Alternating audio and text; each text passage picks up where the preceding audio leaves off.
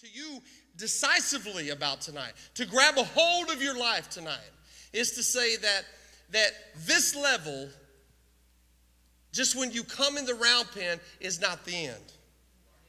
God's got more for you. That's the free gift. That's the free gift. Now, what do you do with that? And see, what we do as Christians is I'll give you the story. My daughter had this horse, and she didn't work this horse like she should. And anybody knows anything about horses, and I know I'm giving you a lot of horse vernacular, but just track with me. This horse you got to work a horse. You got to stay on a horse. You got to keep him involved. You got to keep him coming around. You got to work on him. You got to love on him. You got to spend time with him. Because if you don't spend time with a horse, he will naturally revert back to its nature. So my daughter gets this horse, and we go out, and she just week by week, she's not spending time with them. She's not doing what she's supposed to, and I'm on her. And like 4 or 5 weeks have gone by, and then she rides, and it's just getting worse and worse. And finally, I'm on her. Ashley, you've got to go ride this horse. So I make her, and we go out there to the pasture, and I put out the barrels for the horse to run, and she gets on that horse, and she's trotting around. The horse is being great. And the horse comes into the barn, runs up to her and just loves on her. And she feeds it an apple. And from all perspectives that I can see, that horse is still the same broken, wonderful horse. But all of a sudden, she gets on that horse and she rides around the pond. And as she rides around the pond, the horse turns around and sees those barrels and sees me standing out there. And that horse decides that he is not going to do this. He takes off in a full gallop, and in a full gallop gets right next to me as if to say, no way, partner, whatever. And as he gets right next to me, he blows completely out. His legs are just full extension of this horse, and blows my daughter out of the saddle about 10 to 15 feet in the air, and she hit the ground and rolled in the dirt, and I just thought she broke her back. Well, needless to say, I went in the house. I had shorts on and flip-flops, and I went in the house, and I put on my boots and my spurs, and we had a rodeo in the middle of my yard. And all the neighbors came out and put lawn chairs out to watch me just get crazy with this horse. But see, here's the thing. Here's what that taught me. Sometimes we have that superficial thing. We can come to church and say, hey, brother, how you doing? God bless you. How you doing, man? Bless you. I'm blessed and highly favored of the Lord. And we have all the Christianese words, and we say all the right things, and we do all the right things. But just below that thing right there is just a little bit of a sore spot. Oh, come on. And see, what happens is what I'm going to do with that horse, I'm going to get him back in that round pen. And I'm going to work him, and I'm going to start working that spot. I'm going to keep on pushing. I'm going to keep on finding, and I'm going to keep on pushing until I find that sore spot.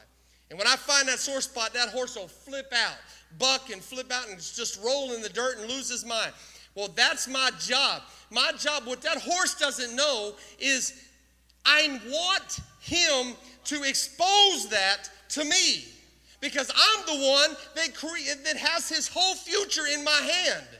I know his future, and I want him to expose that to me. I don't want him to expose it in front of a crowd of 1,000 people or with my daughter on him. I want him to expose it in an arena of love. I want him to expose it where we can work it out, where we can deal with it.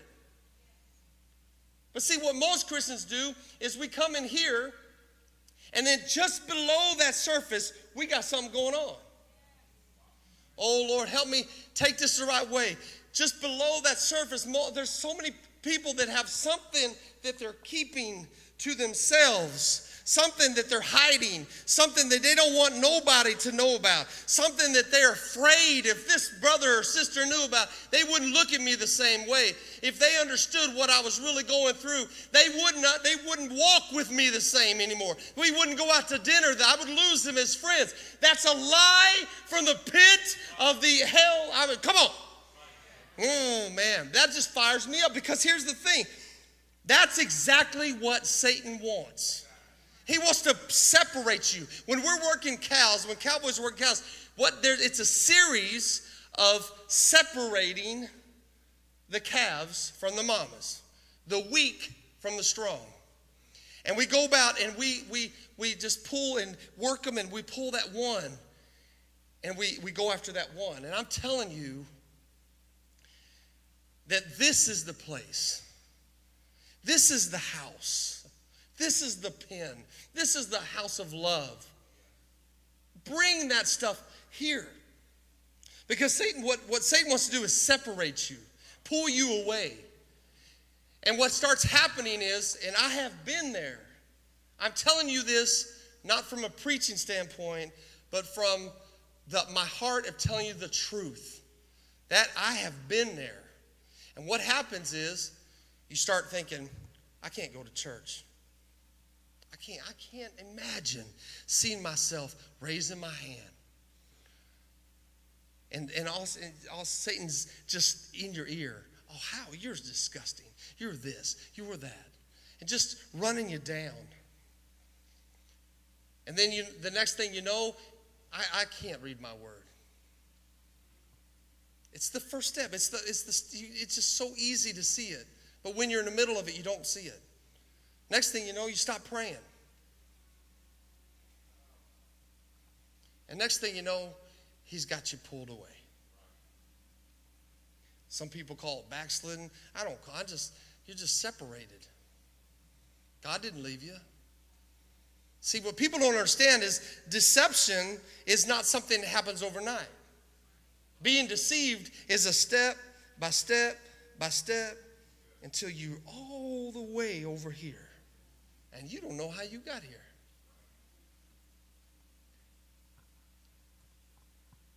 Whatever it is that you may be dealing with, this is the place to bring it. This is the place to expose it. This is the round pen. This is where we come and fellowship with others that have been through it. Because Satan wants you to think you're the only person that's been through that. You're the only person dealing with that.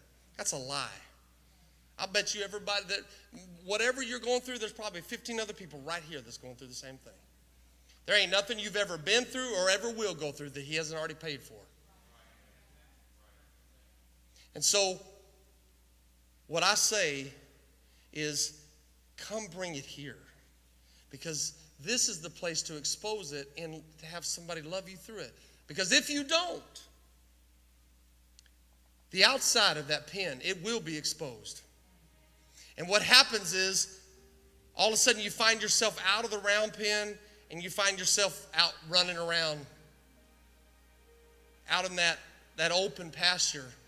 And all of a sudden, guys, there's bears and there's mountain lions and there's things chasing you and there's hurt and death and just pain that is out of that round pen, out of the care of that master, out of the love and the concern and the healing that can happen right here.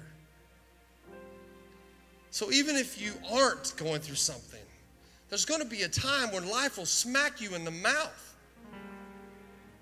And don't let Satan separate you out of the round pen, out of the system of submitting to him and getting deeper and deeper and deeper with him. Because God has got a plan for you.